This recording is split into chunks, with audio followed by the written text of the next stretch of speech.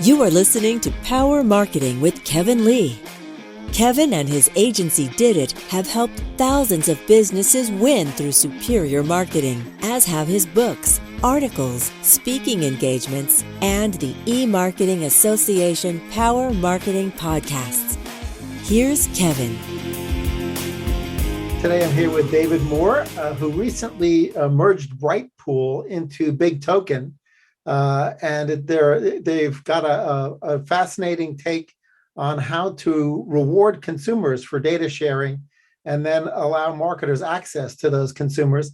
But a lot of folks really don't know about this business model yet, and that would probably be true both within the marketing community and the consumers as well. So David, why don't you give us the elevator pitch on sort of the journey from BrightPool to BIGtoken? Sure. Well, we started BrightPool at about the same time that BIGtoken started, and that was at the beginning of 2019. And BrightPool's mission was to replace third-party cookies with an identifier of our own called the BrightPool ID. And we worked on that for 2.5 years very diligently. We ended up with, and still today have 200 million identities under management. Our ID can be recognized in the bid stream with many different DSPs. And of course, Google being the biggest browser that still is accepting third-party cookies has continued to postpone their deprecation. And as a result, we found publishers and advertisers were very interested in what we were doing, but we're still using third-party cookies and intended to use them until they finally went away. So we hit what I would call somewhat of a wall with our ability to continue to grow the BrightPool business. In the meantime, BIGtoken, which had launched in 2019 as well, had gone out there to pay consumers for their data for use with advertisers. And today, BIGtoken has about 9 million users that have downloaded their application worldwide. Of that 9 million, about 5.6 million are here in the United States. And what they discovered is they weren't able to generate enough users that would interest advertisers in advertising directly to them. And so the CEO of BIGtoken and I had known each other for a while, and we talked about the complementary nature of our two businesses. And we felt that by merging the companies together, we would achieve some scale that had not been possible for either company. And that merger just recently consummated, and we're now one big happy family. The BrightPool management team has retained the same positions that they had at BrightPool at BIGtoken. BIGtoken is a public company, so I'm back in the saddle running a public company again. And the BrightPool, or I should say the BIGtoken business model, evolved to using the 5.6 million US users to answer questions that then could be used by advertisers to design their ads. And because we have data, very specific data on all the consumers that answer questions of our base, we can then use that information to target lookalikes going forward. And that combined with the BrightPool IDs of 200 million give us a business model moving forward that's very exciting for the company overall. That's great. Yeah, I'll be excited to watch the merged entities continue to innovate. How would a consumer typically be exposed to the opportunity to become part of BIGtoken and become part of that group? Well, we, of course, use social media like everybody else does, but I would say the predominant way that people find out about it is through word of mouth. And then we have a referral program where if you recommend somebody to BIGtoken who downloads the app, you generate increased value from that user as they continue to participate in BIGtoken. So is that a single layer referral program, or does it actually go so far as to be multi-level? Well, it's not quite like a multi-level marketing campaign, but it's a single level overall. Yes. Right.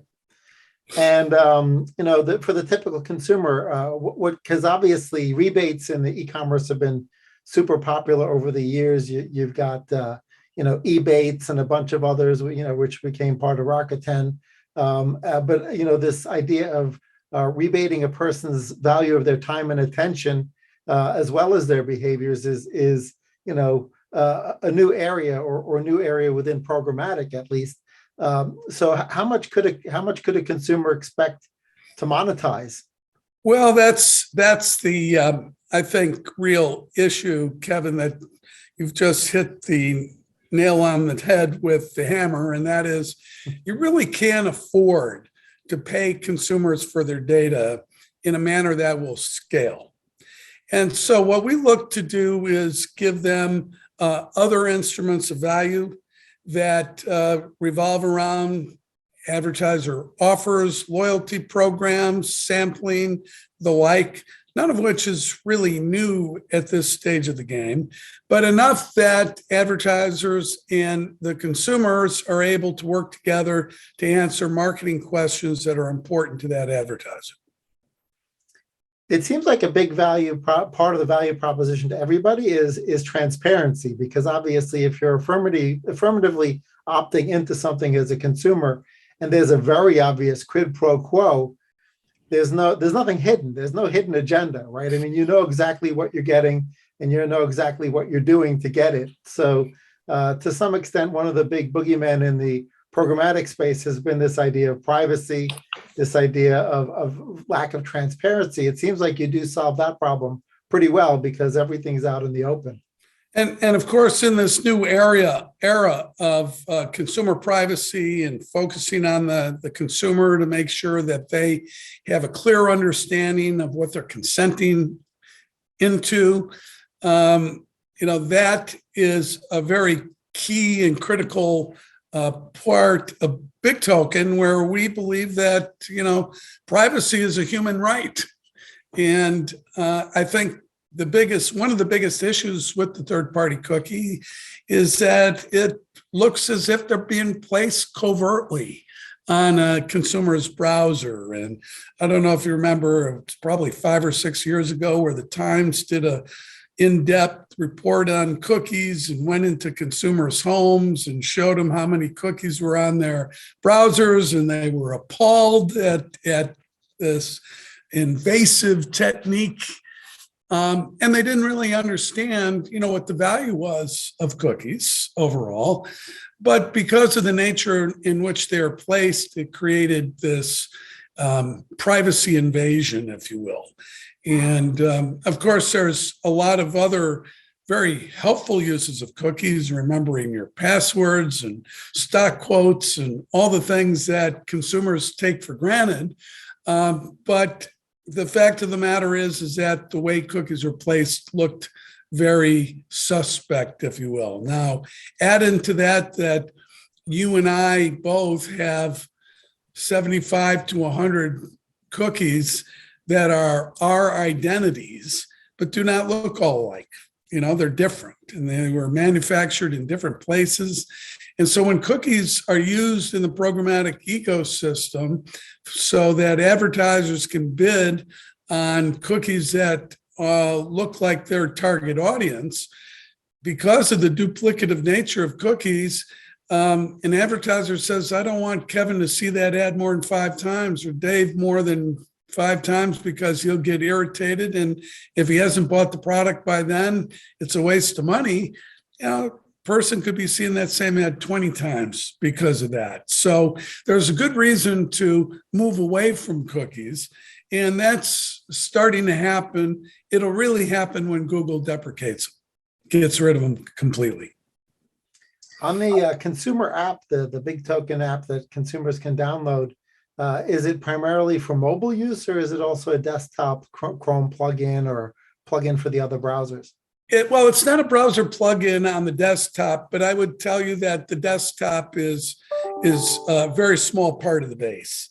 And so for the most part, it's on iOS, Android, for the most part, call it 95% of our users.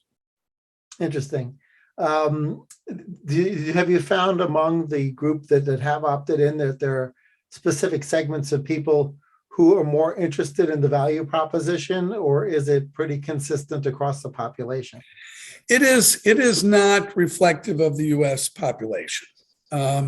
We have a very strong foothold in shopper marketing. And interestingly, we have a lot of people that use cash to go shopping, which, to a store like Dollar General is pretty important overall. And we have a high degree of single women, but not alone. And, what I would call a propensity for shopping at many of these stores, Target, Walmart, et cetera, as opposed to the national population.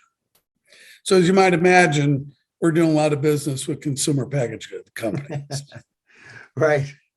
So I see this increase of transparency and the greater data resolution is potentially being valuable to both the buy side and the sell side of the programmatic ecosystem. Do you feel like it's lopsided, or do you think it's really sort of the value is distributed 50-50 between the publishers and the advertisers? Well, it's really more about the users and the advertisers. The publishers really aren't part of this until we buy a campaign on behalf of the advertisers to chase the target audience that looks like the ones that responded to their questions. So I think it's pretty well balanced. Nowadays, consumers only get paid when they answer questions. Originally the vision was that we'd have, 50 million consumers with the app, and you could actually sell that audience to an advertiser. That isn't possible at this stage of the game. And as you can imagine, once we jumped into the business overall, I've got, really an excellent management team. A couple of the guys are storied experience in marketing to consumers.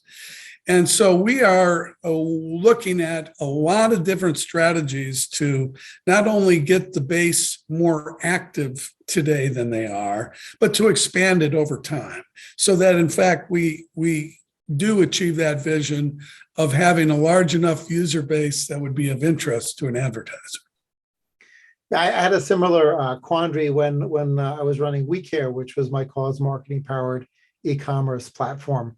But it was a combination of that. And we also had this weird sort of 80-20, 90-10 rule where there were these power users where we had just amazing opt-in data on them because they were just such heavy users.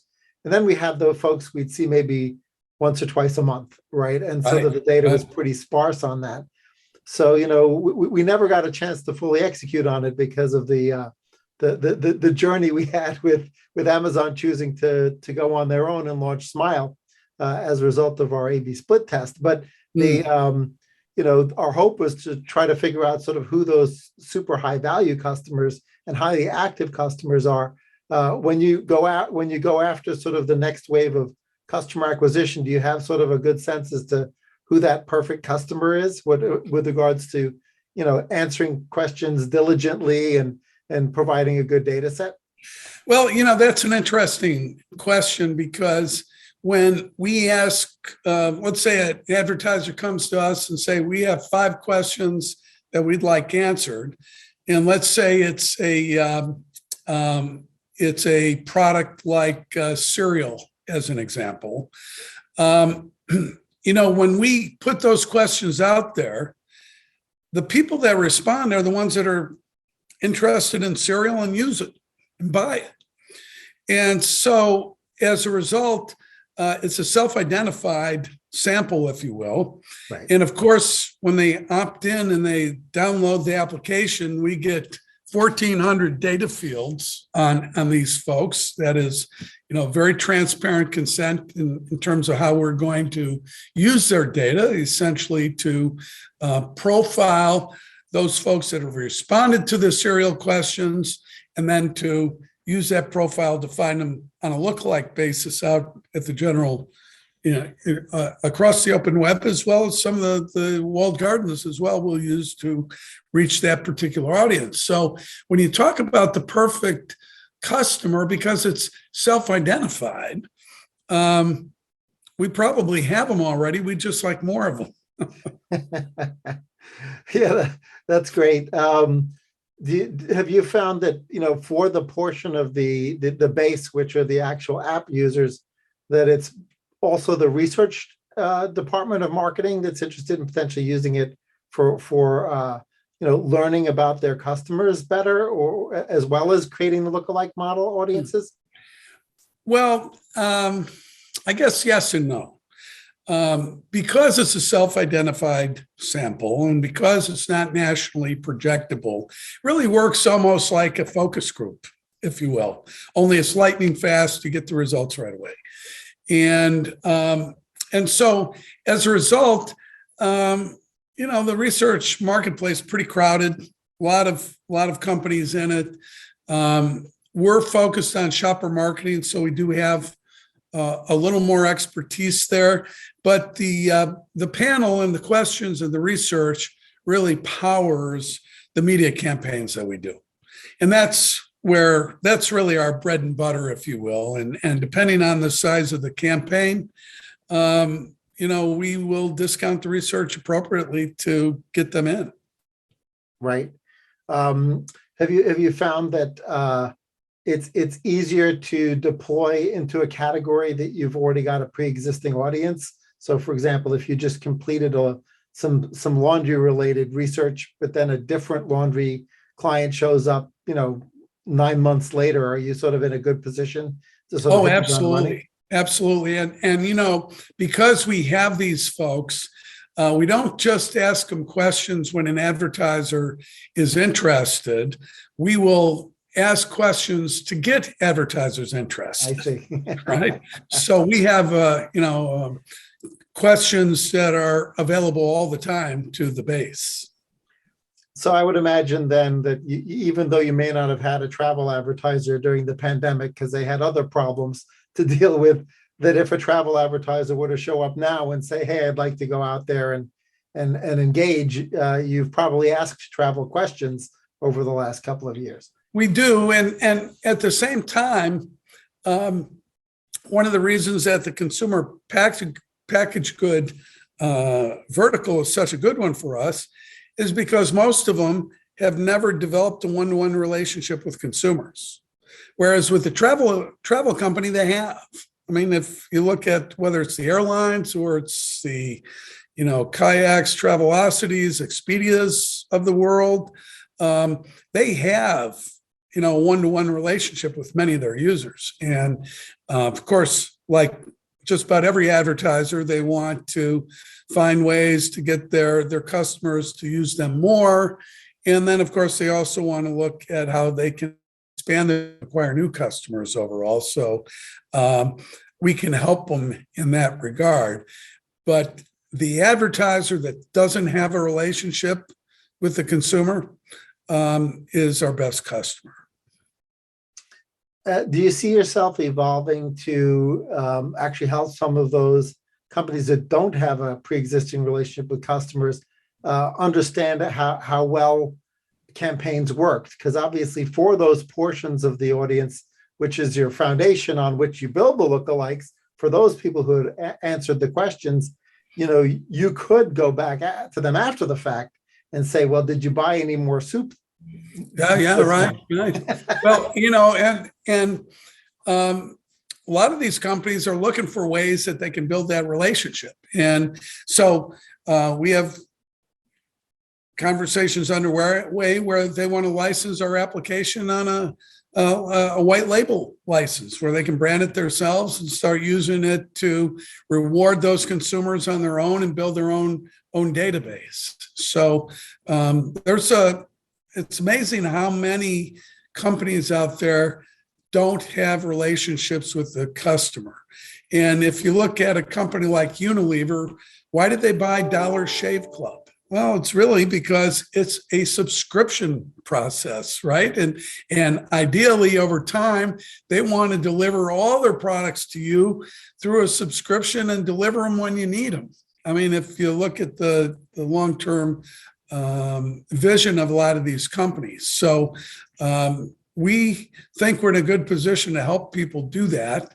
And we're just getting started. And so far, it's an exciting time. So if there are folks listening to this in a variety of industry categories, other than CPGs, who else should be giving your sales team a call?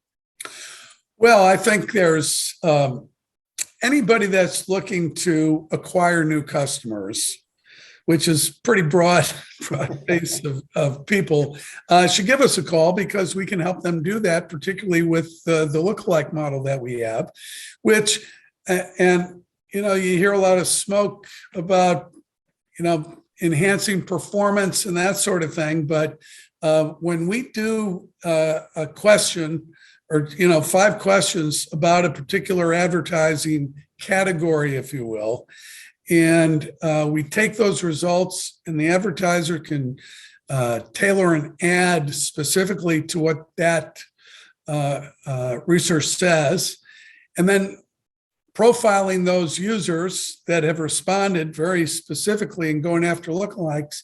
I mean, we have not missed increasing the return on invest advertiser spending once, and it's always better. Now, in some cases, it's much better. Other cases, it's marginally better. But we definitely always achieve or exceed the benchmark that particular advertiser has for ad spend.